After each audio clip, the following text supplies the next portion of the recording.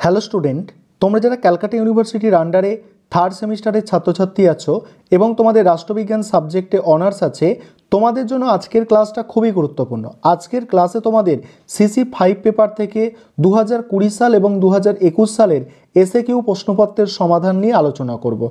দেখো তোমরা প্রশ্ন এবং উত্তরগুলো দেখে নাও। প্রথমে 2020 সালের প্রশ্নপত্রের অ্যান্সারগুলো আলোচনা করছি।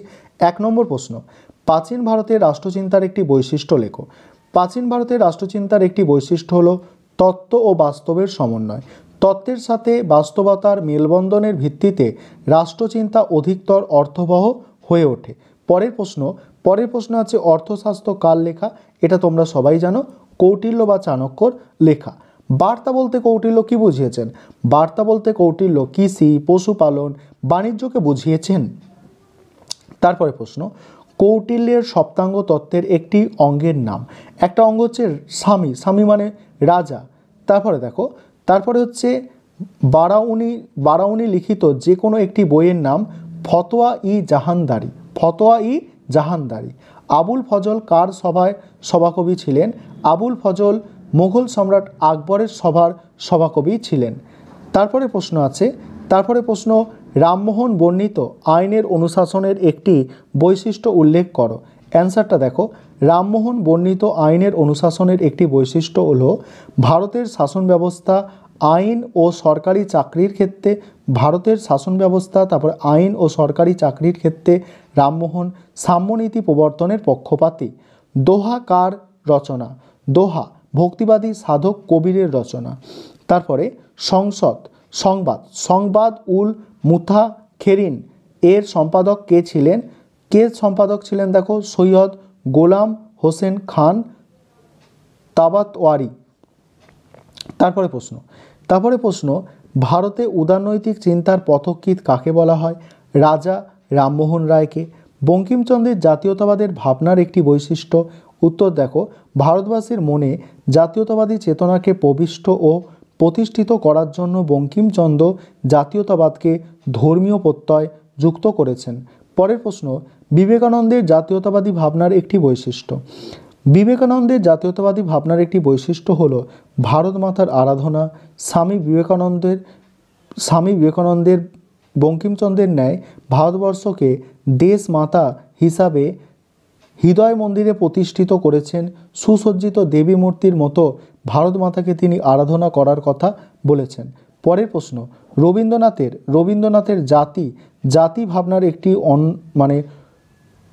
অনন্যতা উল্লেখ করো। জাতি ভাবনার রবীন্দ্রনাথের জাতীয়তাবাদী চিন্তা চেতনা বিশ্বজনিতার উদারতায় উন্মুক্ত ও উজ্জ্বল।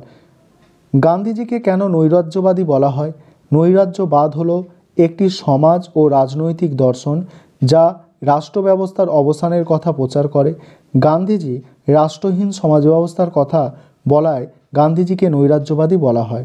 পরের প্রশ্ন, গান্ধীর অহিংসা নীতির অর্থ কী?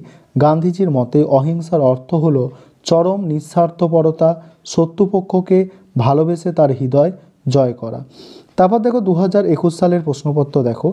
2021 সালের প্রশ্নপত্রের সমাধান দেখো। প্রথম প্রশ্ন, প্রাচীন ভারতের রাষ্ট্রচিন্তার প্রধান ভিত্তি কী? প্রাচীন ভারতের রাষ্ট্রচিন্তার প্রধান ভিত্তি হলো তত্ত্ব ও বাস্তবের সমন্বয়। প্রাচীনকালে ভারতীয় রাষ্ট্র দার্শনিকরা অন্ধ আদর্শবাদী ছিলেন না।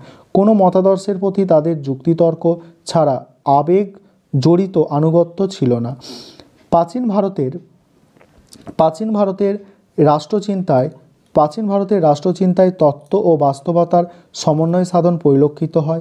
তত্ত্বের সাথে বাস্তবতার মেলবন্ধনের ভিত্তিতে রাষ্ট্রচিন্তা অধিকতর অর্থবহ হয়ে ওঠে। পরের প্রশ্ন আছে, প্রাচীন ভারতে পৌর সমাজের ভূমিকা পালনকারী একটি প্রতিষ্ঠানের নাম। পৌর সমাজের ভূমিকা পালন করত কে? সভা। তারপরে শুক্রনীতিসার কার লেখা? দেখো, শুক্রনীতিসারের রচয়িতা হলেন কামনন্দ পণ্ডিত। ত্রয়ী বলতে কৌটিল্য কি বুঝিয়েছেন? এটা 2019 সালে প্রশ্নের রিপিট। ত্রয়ী বলতে ঋক, সাম, যজু এই তিনটি বেদকে একত্রে বুঝিয়েছেন। ভারতে মধ্যযুগীয় রাষ্ট্রচিন্তার একটি বৈশিষ্ট্য। এটাও 2019 সালের প্রশ্ন রিপিট আছে। ভারতে মধ্যযুগীয় রাষ্ট্রচিন্তার একটি বৈশিষ্ট্য হলো শরীয়তের রাজা ও সুলতান এক নয়, তারপরে অর দিয়ে অন্য একটা বৈশিষ্ট্য এখানে লেখা আছে, মধ্যযুগে জ্ঞান চর্চার ক্ষেত্রে যাজকদের ভূমিকা ছিল অগ্রগণ্য। এর ফলে স্বাভাবিকভাবে ধর্মীয় প্রশ্নসমূহ প্রাধান্য লাভ করে। যাজকগণ বিভিন্ন ক্ষেত্রে মতামত পেশ করতেন।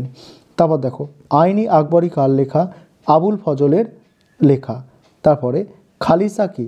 মুঘল শাসনকালে মুঘল শাসনকালে রাজস্ব বিভাগ দ্বারা সরাসরি যে জমি পরিচালিত হতো তাহাই হলো খালিসা। সাধারণত সবচেয়ে উর্বর ও সহজে পরিচালিত জমি খালিসার অন্তর্গত ছিল। কবিরের অর্থ কি? কবির নামটি আরবি আল কবির শব্দ থেকে এসেছে। এর অর্থ হচ্ছে মহান। এটাও 2019 সালের প্রশ্নের রিপিট। তারপরে প্রশ্ন, রামমোহনের সামাজিক ন্যায় চিন্তার একটি বৈশিষ্ট্য।